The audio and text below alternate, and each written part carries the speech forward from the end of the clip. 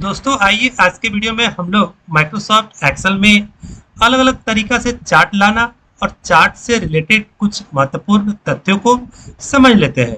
तो चलिए लेट ना करते हुए वीडियो को करते हैं अब हम शुरू।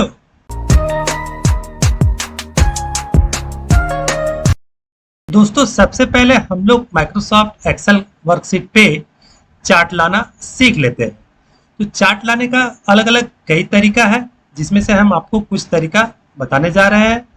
तो सबसे पहला तरीका हमारा ये है कि आप जिस डेटा को चार्ट में रिप्रेजेंट करना चाहते हैं, सबसे पहले उस डेटा को आप सिलेक्ट कर लीजिए और सिलेक्ट करने के बाद इंसर्ट टैब पे क्लिक कीजिए और यहाँ पर आपको अलग अलग कई प्रकार का चार्ट देखने को मिल जाएगा। आप जिस प्रकार का चार्ट में डेटा को रिप्रेजेंट करना चाहते हैं उस प्रकार का चार्ट यहाँ से आप पसंद कर लीजिए। चलिए हम यहाँ से कॉलम चार्ट को पसंद कर लेते हैं। देखिए हमारे डेटा को यहाँ चार्ट के माध्यम से यहाँ पर दिखाया जा रहा है। तो एक तरीका तो ये था चार्ट लाने का। दूसरा तरीका क्या है कि जिस डेटा को आप चार्ट में रिप्रेजेंट करना चाहते हैं, सबसे पहले उस डेटा को ही आप सिलेक्ट कीजिए और सिलेक्ट करने के बाद ऑल्ट के साथ F1 की को प्रेस कीजिए। तो ऑल्ट के साथ F1 की को प्रेस कीजिएगा तो देखिए आपका चार्ट यहाँ पे आ जाएगा। तो ये दूसरा तरीका था हमारा चार्ट लाने का। तीसरा तरीका क्या है? तीसरा तरीका में भी आपको सबसे पहले अपने डेटा को सिलेक्ट कर लेना है और डेटा को सिलेक्ट करने के बाद कीबोर्ड से सिर्फ F11 की को प्रेस कीजिए। तो F11 की को प्रेस करने पर जो चार्ट है वो आपका एक नया वर्कशीट पे आ जाएगा। अगर आपको सेम वर्कशीट पे चार्ट को लाना है तो ऑल्ट के साथ F1 की को प्रेस कीजिए और अगर सेपरेटली अलग से नए वर्कशीट पे अगर चार्ट को आपको दिखाना है तो कीबोर्ड से आप F11 की को प्रेस कीजिए। तो ये था चार्ट लाने का अलग अलग तरीका। अब देखिए हम लोग चार्ट से रिलेटेड कुछ महत्वपूर्ण तथ्यों को भी समझ लेते हैं। जब आप किसी डेटा का चार्ट अपने वर्कशीट पे लाते हैं, जैसे देखिए हम यहाँ पे चार्ट ले आते हैं कॉलम चार्ट। तो जब भी आप चार्ट लाते हैं तो आपको एक नया टेब यहाँ पे दिखाई पड़ जाएगा जिसका नाम है चार्ट डिजाइन या डिजाइन टेब। पुराना वाला वर्जन में आपको डिजाइन टेब रहेगा और सबसे जो लेटेस्ट वर्जन है उसमें आपको चार्ट डिजाइन नाम का एक टेब दिख जाएगा। इस टेब का यूज करके आप अपने चार्ट को डिजाइन कर सकते हैं, जैसे चार्ट का कलर बदलना या चार्ट में डेटा वैल्यू को दर्शाना या फिर चार्ट को बदल देना या चार्ट का डेटा वैल्यू को बदलना। ये सारा वर्क आप डिजाइन टेब से कर सकते हैं। देखिए हम चार्ट का कलर यहाँ से चेंज करते हैं। तो जिस कलर में आप चार्ट को दिखाना चाहते हैं यहाँ से कलर आप ले सकते हैं। अलग अलग कई तरीका का कलर यहाँ पे दिया हुआ है। अब क्या है कि अगर आप चार्ट में इस डेटा वैल्यू को भी दिखाना चाहते हैं इस जगह चार्ट पे, तो चार्ट के ऊपर में या चार्ट के बीच में या चार्ट के नीचे में, तो आप इस डेटा वैल्यू को यहाँ पे दिखा सकते हैं। तो डेटा वैल्यू को चार्ट में दिखाने के लिए आप ऐड चार्ट एलिमेंट वाले ऑप्शन पे यहाँ पे क्लिक कीजिए।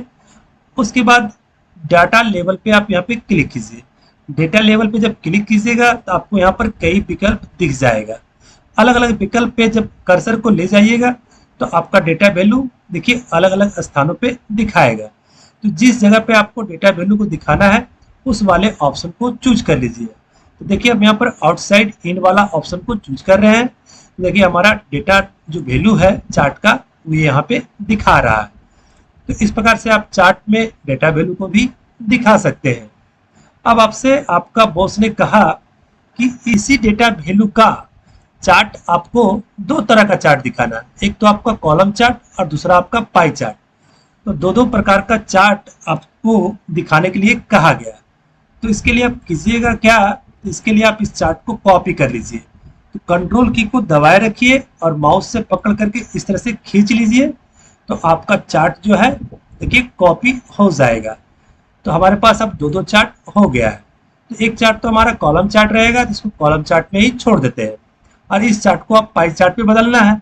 तो इस चार्ट को पाई चार्ट पे बदलने के लिए तो डिजाइन टेब में ही आपको दिख जाएगा यहाँ पे चेंज चार्ट टाइप, इस वाले ऑप्शन पे क्लिक कीजिए या फिर चार्ट के ऊपर राइट क्लिक करके यहाँ पर भी आपको चेंज चार्ट टाइप ऑप्शन दिख जाएगा। आप यहाँ पर भी क्लिक कर सकते हैं।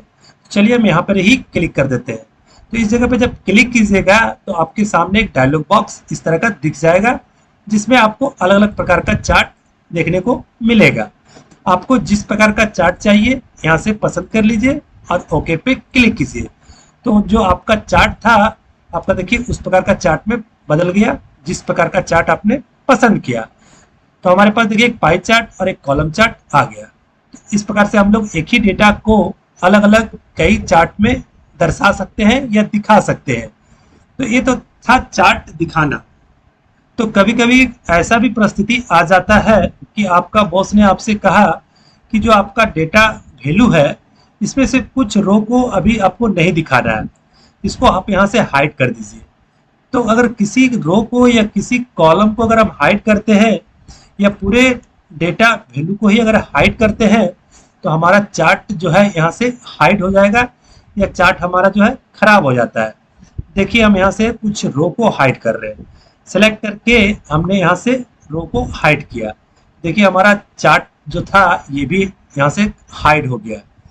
तो हमारा डेटा वैल्यू को अगर हाइड किया जाए तो हमारा चार्ट हाइड ना हो, यानी पूरा चार्ट हमारा दिखाते रहे, तो इसके लिए भी एक टिप्स है, उस टिप्स का आप यूज कीजिएगा।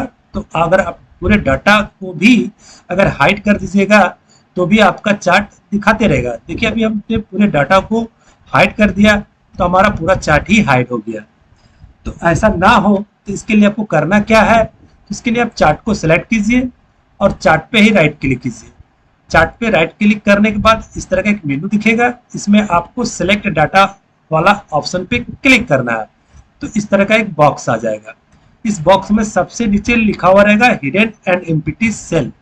इस वाले ऑप्शन पे आपको क्लिक करना है, तो फिर से इस प्रकार का एक बॉक्स आ जाएगा। इस बॉक्स में सबसे नीचे यहाँ पे लिखा रहेगा show data in hidden row and column. तो इस ऑप्शन पे आपको टिक करके ओके पे क्लिक कर देना है और फिर से आपको ओके पे क्लिक करना है। तो आपका काम हो गया। उसी प्रकार से इस चार्ट पे भी करना है, तो इस चार्ट पे भी आप राइट क्लिक कीजिए और सेलेक्ट डाटा वाले ऑप्शन पे क्लिक कीजिए, एक बॉक्स आया। हिडन एंड एम्प्टी सेल वाले ऑप्शन पे क्लिक कीजिए और इस जगह टिक करके ओके और ओके पे क्लिक कर दीजिए। अब देखिए हम यहाँ से किसी भी कॉलम को या फिर किसी भी रो को हाइड करेंगे तो हमारा चार्ट पे कोई इफेक्ट नहीं पड़ेगा। अगर हम पूरा डेटा को भी हाइड कर देते हैं तो हमारा चार्ट ज्यों का त्यों दिखाते रहेगा, चार्ट पे कोई भी इफेक्ट नहीं पड़ेगा। तो आज के वीडियो में हम लोगों ने अलग अलग तरीका से चार्ट लाना सीखा और चार्ट से रिलेटेड कुछ महत्वपूर्ण तथ्यों को समझा। अगर वीडियो आपको अच्छा लगा हो तो वीडियो को लाइक कर दे और आप हमारे चैनल को कर ले सब्सक्राइब, ताकि आपको इसी प्रकार का वीडियो हमेशा देखने को मिलता रहे। तो चलिए नेक्स्ट वीडियो में फिर नेक्स्ट टॉपिक के साथ मिलते हैं। तब तक के लिए धन्यवाद, थैंक यू।